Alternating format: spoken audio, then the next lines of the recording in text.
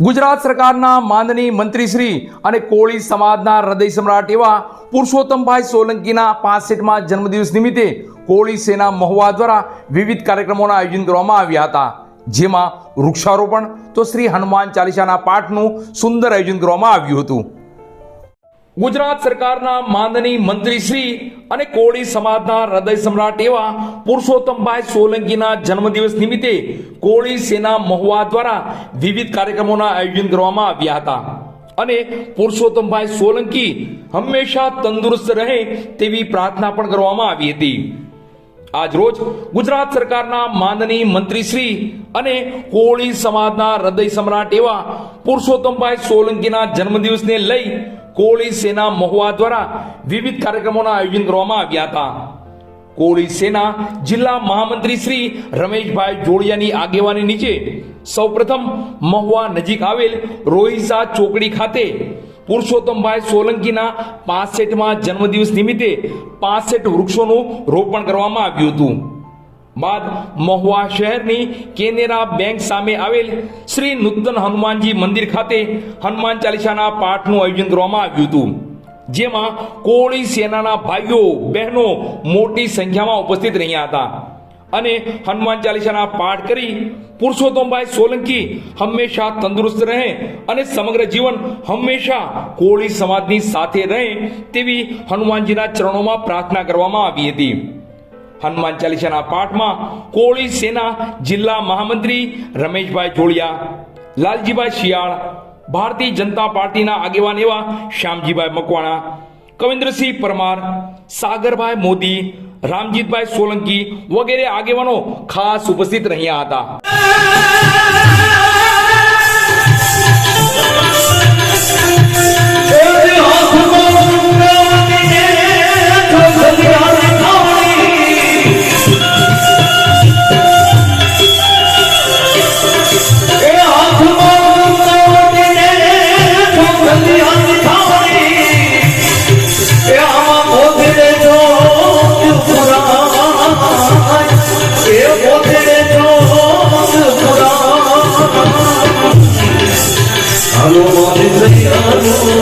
હાલો મારી જડિયો ગણે જમના રે હાલો એ ગણે જમના રે આગળ જય કપે સતી નો કરુણા રામ દૂત ભક્તિ કલ ધામા જાની પ્રભુ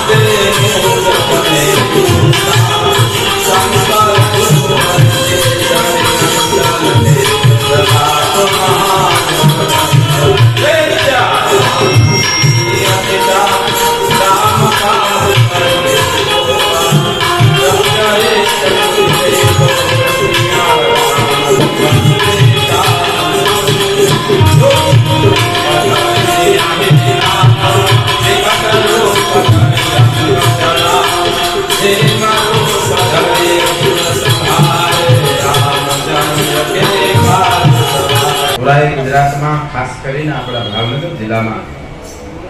બધી જગ્યાએ એની તંદુરસ્તી માટે હનુમાન ચાલીસા યજ્ઞ આવું બધું થાય છે. મહુવામાં અમારા ભાઈ શ્રી રમેશભાઈ જોડિયા, મહામંત્રી ભાવનગર જિલ્લા કોળી સેના, અને આપ સૌ મકવાણા સાહેબ, સૌ બહેનો માતાઓ, આપણે સૌ જાણીએ છીએ કે પુરુષોત્તમભાઈ ની ના તંદુરસ્ત હોય છતાંય હું વિડીયોમાં રમેશભાઈ સાંભળું છું, એક વાત એ કહે છે કે મારી ઉપર બેનો દીકરીઓના આશીર્વાદ છે. હજી લગ બેઠો હનુમાન અને કાયમ બેઠો એ કાગડા, જેણે ધૂળીમાં ધામા નાખ્યા. હનુમાનજીની એના ઉપર કૃપા ઉતરે અને સદૈવ માટે એ સમાજની અન્ય સૌ સમાજને સાથે લઈને જે સેવા કાર્ય કરે છે, બ્લડ ડોનેશન લઈને પુરુષોત્તમભાઈની દેલીએ જાય એટલે આનંદનો શ્વાસ લઈ શકે, રોતો રોતો જાય અને પરસોત્તમભાઈની દેવી હતી એ રડતો જાય અને રોતો પાછો નીકળી જાય, હસતા હસતા જેનું મુખ હોય એ રીતે પરસોત્તમભાઈનું